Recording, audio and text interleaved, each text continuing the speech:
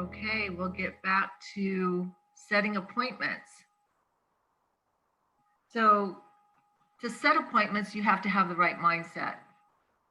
And focusing on what you're going to say and how you're going to say it is the most important thing.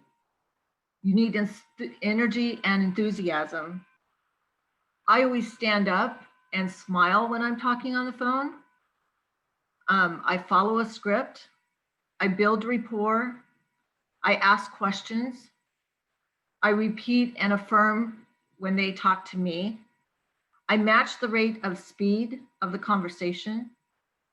I match tone and volume of voice. I show empathy when I'm talking to them. Sound bites, 10 seconds, commercials, a personal record, a company record, or a success story is always something you can leave. Downsizing is more of a command. What the brain will hear in this command is using downsizing gives them more confidence in what you are saying. An upswing makes you sound uncertain. Using downswing embeds the command into what you are saying. Mirror and match them.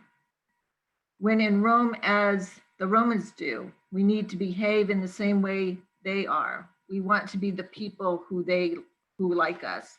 Over the phone is only done in words that a way that they are delivered.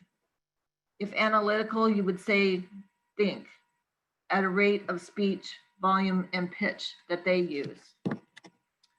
Pattern interpretations.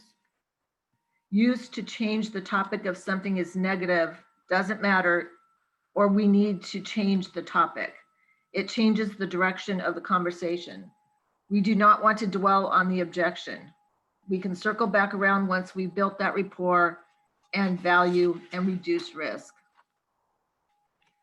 Level shifts, reading between the lines.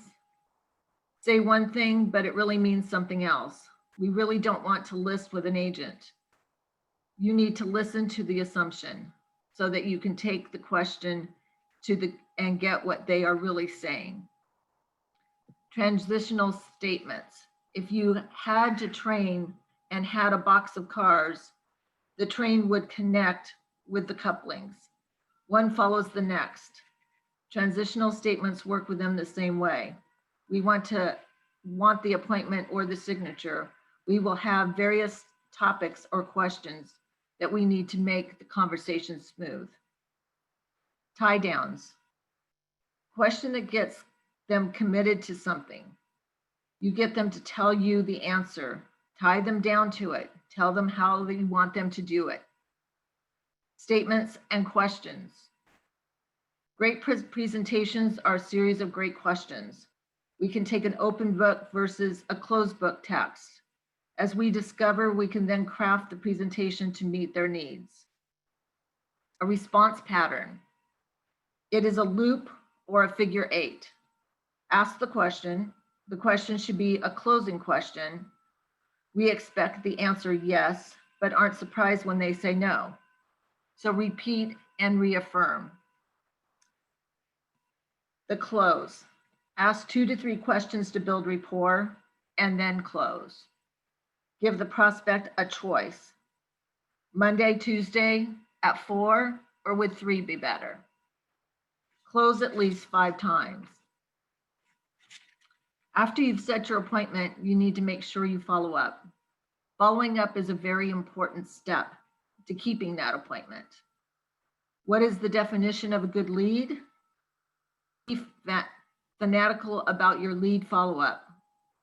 Learn to throw leads away if they're not productive. Take a look at how many leads, how many you will need to close the deal in the next couple months.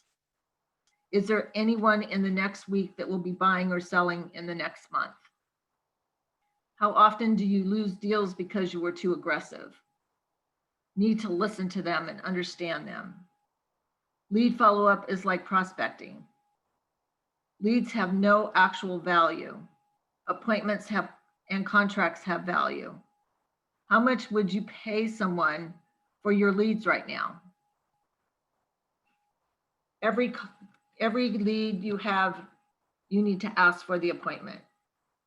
75% of your business will come from a lead follow-up. You are typically going to have to follow up with a for sale by owner between 5 and 7 times before you actually get the appointment. So ways you can do that: use a follow-up schedule, use different forms of contact, time your follow-up for a maximum impact, and don't give up. 48% of salespeople never follow up with a prospect. 25% of salespeople make second contact and then stop. 12% of salespeople only make 3 contacts. 10% of salespeople will make more than 3 contacts. 2% are made on the first contact. 3% of the sales are made on the second contact. 5% of the sales are made on the third contact. 10% of the sales are made on the fourth contact, and 80% of sales are made on the 5th to the 12th contact. After you've made that appointment, make sure that your appointment is pre-qualified. Determine the client's motivation to buy or sell. That way you'll know how you're going to proceed. To determine the client's personalities type, whether they're aggressive, a driver, an analytical, or an amicable. Set yourself apart from the competition. You need to demonstrate that you are a professional, that you're an expert. 95% of agents don't pre-qualify. When you go to the doctor, the nurse pre-qualifies you before the doctor arrives. Pilots pre-qualify a plane before they take. To identify people who must sell, it doesn't necessarily mean you won't go to the appointment, but it probably means that you will learn more about the potential client after you get there. If you've not pre-qualified, you've not done your job. Consider the following clues. What is their need for a different home? Are they getting a divorce? Do they have a growing family, going to have a baby? Are they relocating? Is their company supplying them with benefits? To set standards for people that you want to work with long-term. If you have the standards, you won't have business without having standards. To have more energy for your presentation, you will need to be energetic because you will know what the seller is motivated. What happens to agents that don't pre-qualify? They leave frustrated from the appointment. They leave without a contract signed. They take overpriced listings. They reduce their hourly pay. And what happens to agents who do pre-qualify? They focus on the activities that need to lead to their income.